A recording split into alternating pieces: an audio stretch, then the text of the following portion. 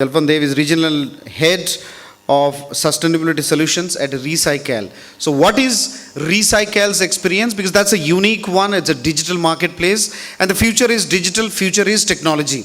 And they are already, they made it present, and presently they have already achieved what many of the players are dreaming of. So over to Mr. Dev. Hi, one and all. So, very interesting juncture we are at. So, I would equate EPR's transition at, just the, lunch has been announced. We are waiting, we are assuming what's there on the menu. We know what to eat, we know what we want, but we can't right now because we have been brought up that way, right? So, the policy has been announced. We just heard our policymakers that we are going to transit into certain way. There is a week and all.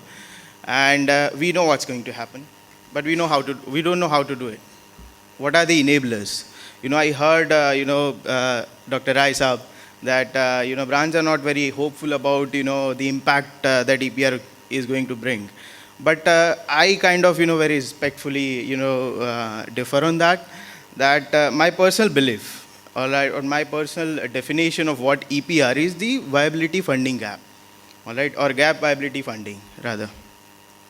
So what it does, what it tells, that there are two prime responsibilities of, all the, let's say richer and all the, less privileged sections of entire value chain, that the richer has to empower the less, privileged, and meanwhile make an interesting transition towards environmental impact.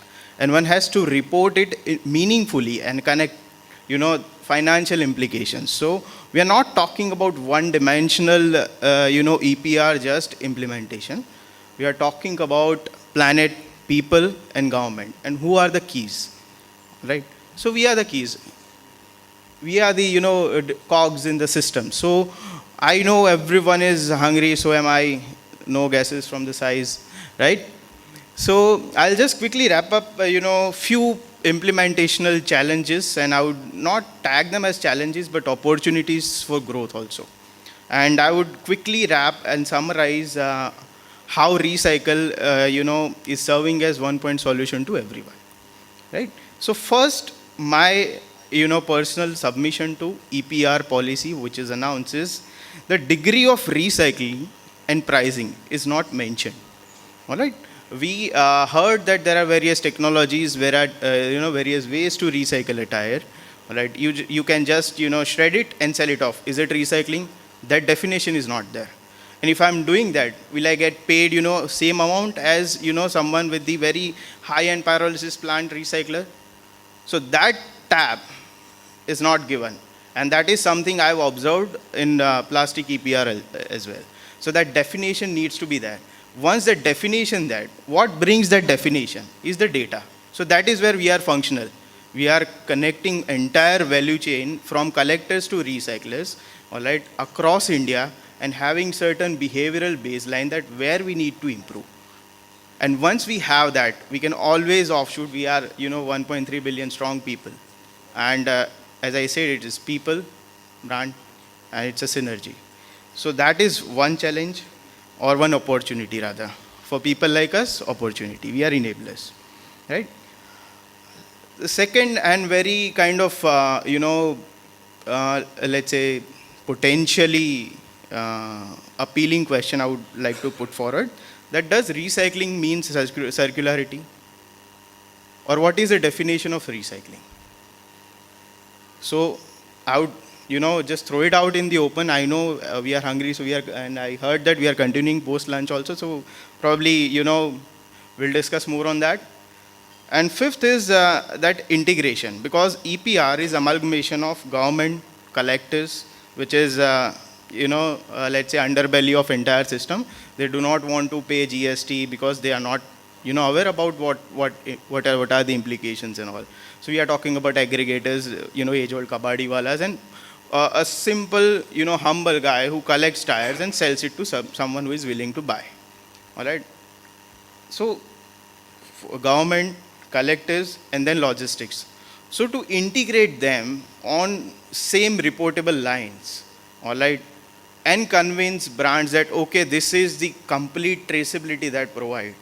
So that benchmark has to be there, because EPR is a quantum business. If I have a consent, or if I have a plant, let's say saying 6,000 metric ton a month, does not necessarily mean that I collect 6,000 and process 6,000. So there is something called process yield which is missing. So we are not taking those, optimization opportunity into account and policy.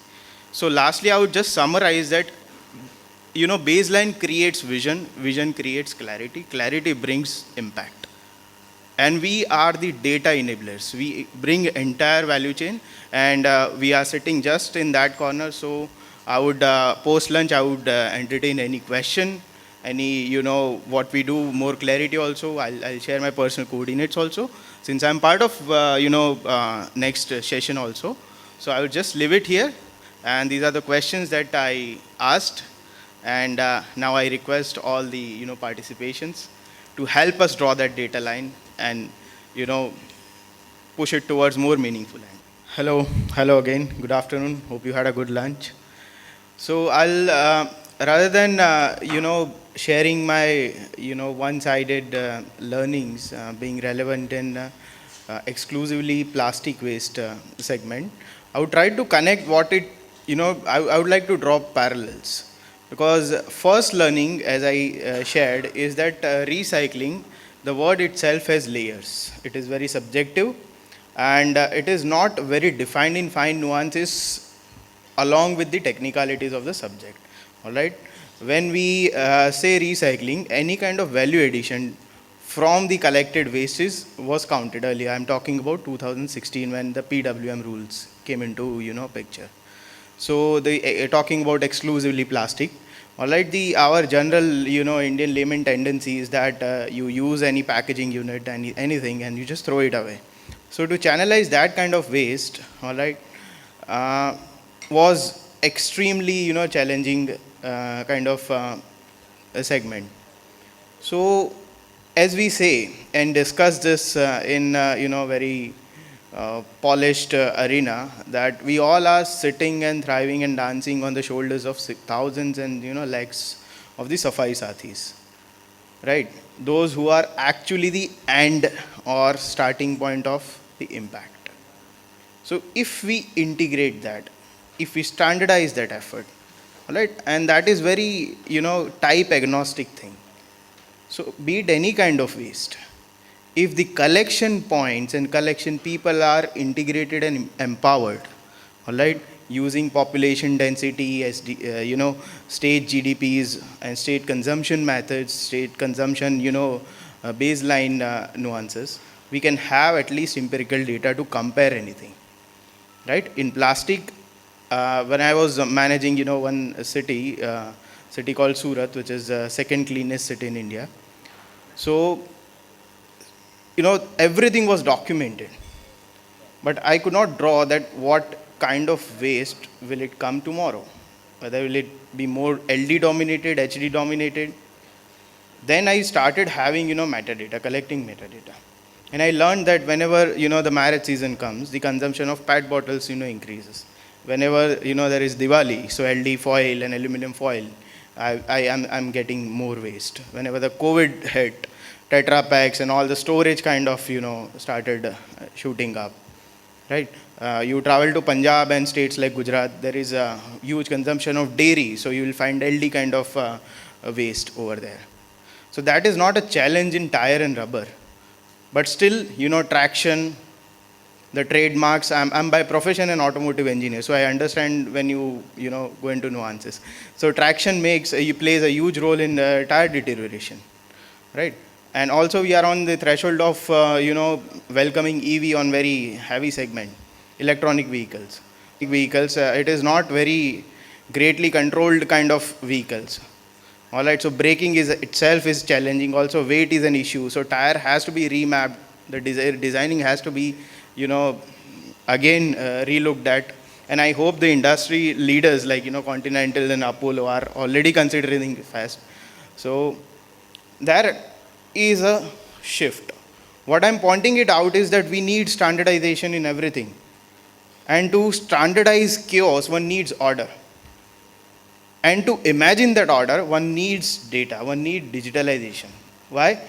Because one day's waste, plastic waste or electronic waste or any kind of waste, coming from a rag picker or a safai sathi, pardon me for saying rag picker, safai sathi, to any city's center, all right, has completely around 30,000 of paper trail, 30,000 papers.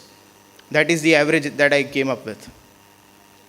And if you just shift it to a tool, digital tool, imagine the amount of paper that you are saving, amount of effort that you are saving. Plus, you have real-time dashboard. You have empirical data at one end, you have your performance. So you know the gap. So that is precisely where I decided to, function. So I was pointing out to have a baseline of every chaotic point of waste. And to have that, we need digital disruption. We need, as sir said, pointed out, that we need, what kind of tire is going where. When we talk about recycling, we need to define recycling because at the end of the day, they will ensure remuneration to recycle. And that itself is a sustainable affair. All right.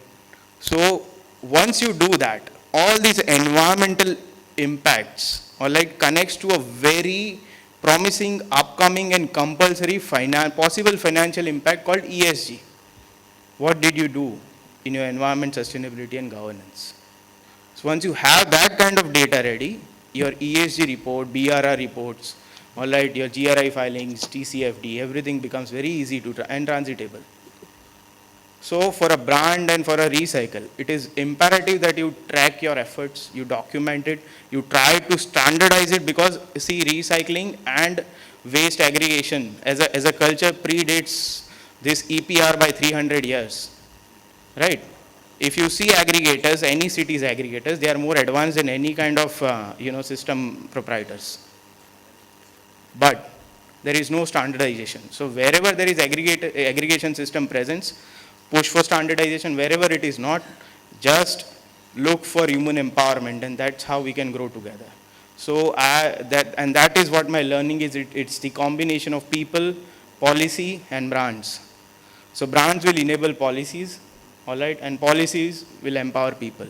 And we are just, one or two cogs in the wheel. So I'll just conclude my submissions, and I hope I have made sense. Thank you, sir.